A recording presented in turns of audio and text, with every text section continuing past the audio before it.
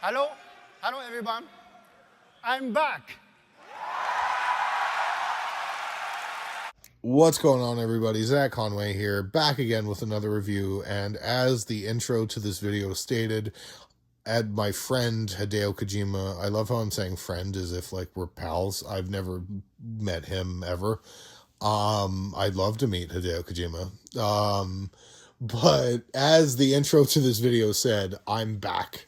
This is the first review of 2026, and before I talk about the movie, I just want to say that I want to thank everybody for the support they gave the channel in 2025. I didn't get to record a video at the end of the year to say thank you to everybody, so I'm just going to take that opportunity now and say that, and I hope that 2026 will be bigger and better, and we're already starting off with a pretty big one. You are hearing this in the future. My thoughts are under embargo. I just got home from seeing 28 Years Later, The Bone Temple, which is the second installment in the 28 Years trilogy. The first film was directed by Danny Boyle, and all three films, well, the third film hasn't been made yet, but all three of them are written by Alex Garland. Now, I am a massive Alex Garland fan. I think that both Ex Machina I only saw like in around the time that Civil War came out, but I think like Dread especially like really radicalized the way that I look at action movies. When I saw that movie when I was like 11, and I'm like, holy shit, this is like one of the greatest movies I've ever seen. And I knew that I would enjoy Alex Garland's work from that point on at 11 years old, apparently. But I really, all joking and kidding aside, I think that Alex Garland is one of the greatest creative minds that we have, and that is an opinion that I've held and that I've honestly taken great stock in, and it's paid off.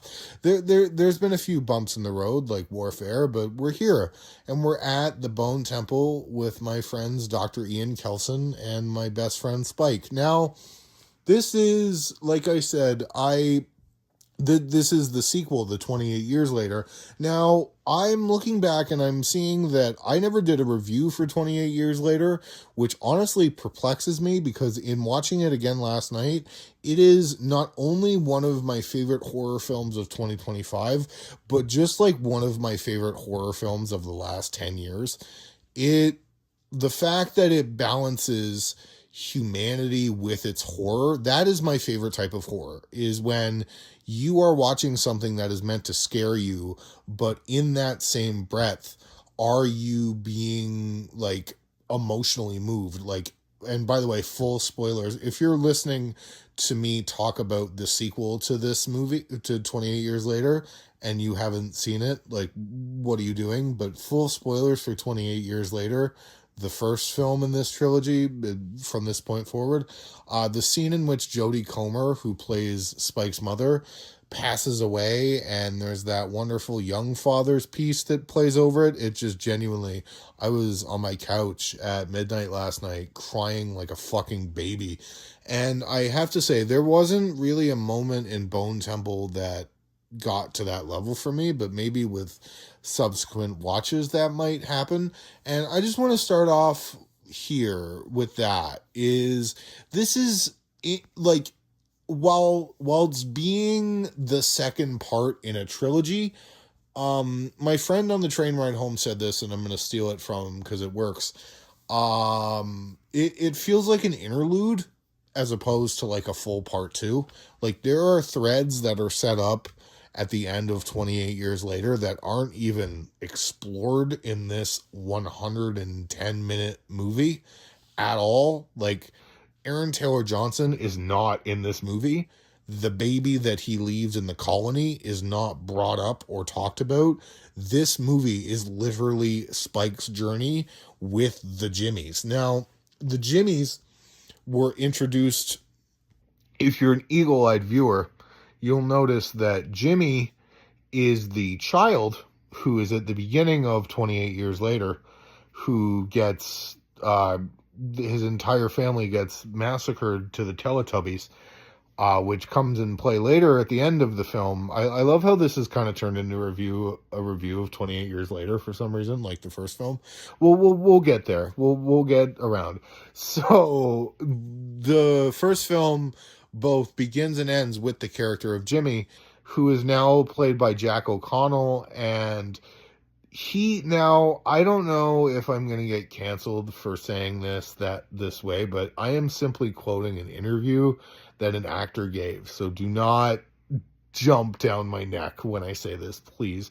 But in an interview, Jack O'Connell described Sir Jimmy Crystal, is his full name, as a proper gas cunt. And like, I really, like, watching this movie, I understand what he meant by that statement. Because like, at the end of 28 years later, when he showed up, I'm like, oh, this isn't really whatever. Like, obviously, like, the Jimmy Seville thing and whatever, like, that's got to have some thematic relevance. But overall, I don't really understand. And then I see this movie, and I'm like, I understand what that comment is now. I don't want to go too in the weeds on plotting for this, because obviously I'm dropping this on the day of the embargo, so most people haven't really seen the movie yet. But I will just say that Jack O'Connell's performance as Jimmy Crystal is like demented and awesome.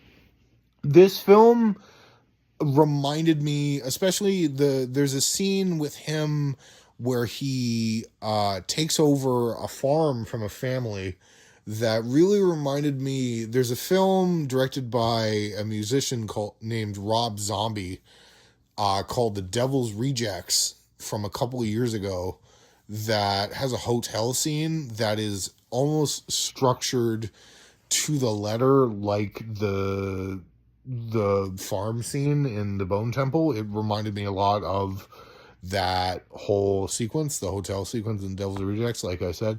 This whole movie, like, genuinely, so I didn't get a chance to watch Hedda. I'm a big fan of Nia DaCosta as a visual director. Like, she's just an incredible director.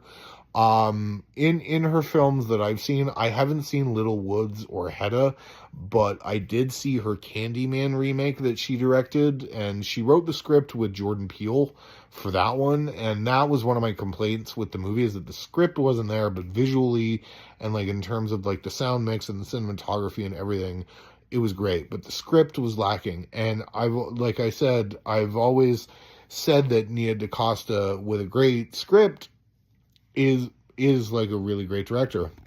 And so to get somebody like Alex Garland behind her direction is just a fucking blessing, because like the script for this is so in the wrong hands, it could be treated so poorly. But the way that DaCosta mixes like batshit insane humor almost with like solemn moments of like blistering humanity is just something to behold. There are stretches of this movie where you're laughing your ass off at the fact that Ralph Fiennes is dancing to Duran Duran with the alpha zombie, and then in the next minute you're like biting your nails because someone's face is getting ripped off. And it's just the tonal balance this strikes is just incredible. I am very curious, and obviously like I'm dropping this when the embargo lifts, so like there won't be any financial information. I'm seeing this movie a week in advance, so like I don't have any, like, obviously I haven't really paid attention to tracking and whatnot, but I really am interested to see how this movie does financially, because in terms of the tonal swings that it makes, I don't know. And like, I don't want to sound like I'm hating on the movie when I say this, because like the tonal swings that it makes are like insane. And there's a needle, you know what? I can spoil a needle drop in this review.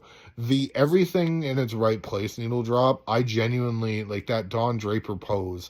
I hit the Don Draper pose when they did that, and I like looked at my friend and I'm like, "Are you loving this as much as I am?" And he just nods, and so I knew that this was like the theater that I went to. The screening I went to, they had like applause and everything, so like they really enjoyed it, and so I hope that I'm wrong, but I have a weird feeling this movie is not gonna be a hit in the way that they're expecting to. I think that the ending of this movie, which I will not dare spoil, even though Danny Boyle spoiled the ending of this movie like a year ago, I won't say how this movie ends, but I think that they say like they like if they make the third one, which I believe they greenlit it already, so if even if this one doesn't really do that well at the box office, the third movie, the way that they tease it out, it's going to be something special, and I really hope that it gets made. And go see this movie, please, for the love of God. Another performance that I really, really, really liked, on top of Jack O'Connell's, is Dr. Kelson himself, Ralph Fiennes. I gave a little hint when I said that Ralph Fiennes is dancing to Duran Duran with the Alpha Zombie, but there's some stuff that Ralph Fiennes gets to do in this movie that like is genuinely like bonkers. Like that is just the like general word that I would use for this movie is bonkers. I really, really enjoyed it. Like I don't want to sound like I'm hating on the movie, because I'm not. I really, really enjoyed it. I think that this has some of the like I said at the beginning of this review, I think that Nia DaCosta is a phenomenal director, and the fact that she got a fucking Alex Garland script is just the cherry on top of the cake.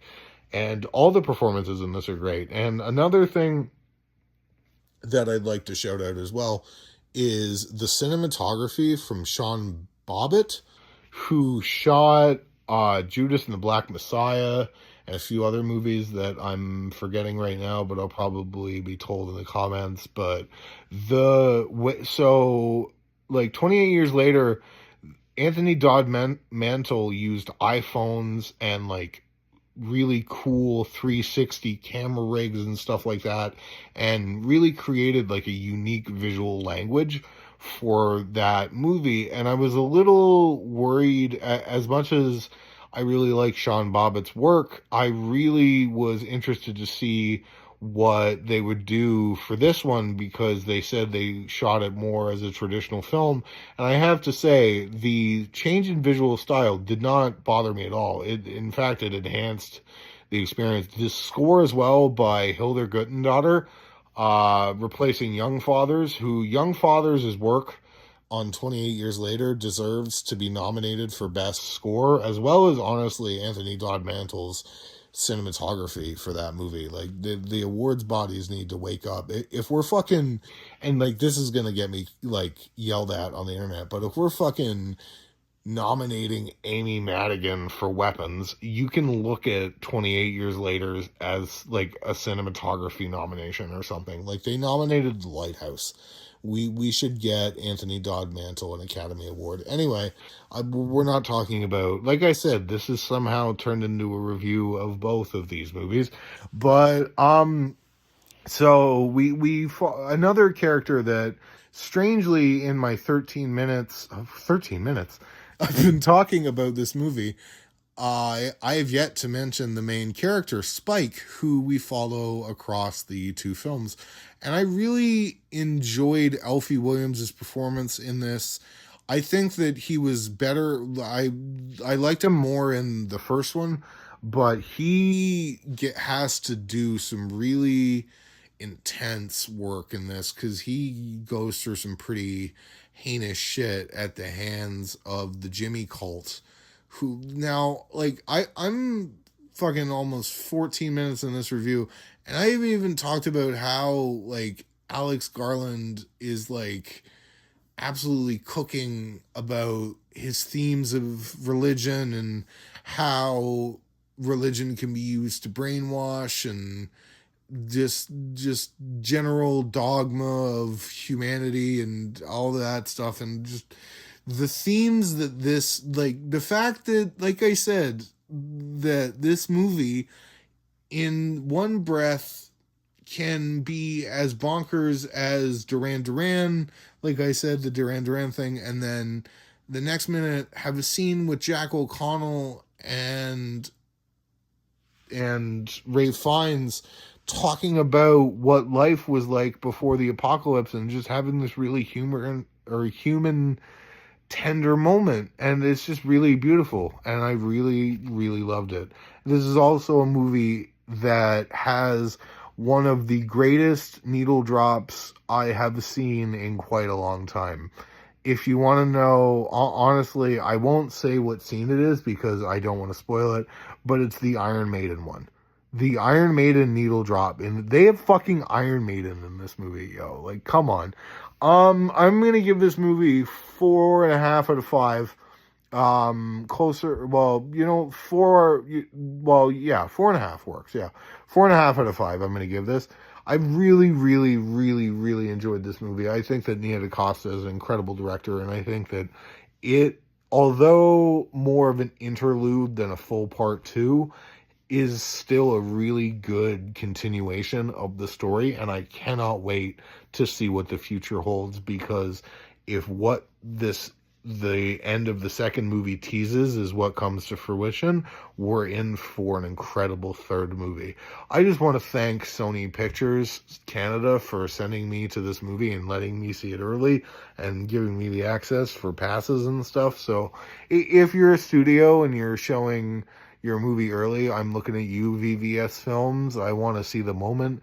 If you're the studio and you want me to review your movie, email me and I will review it.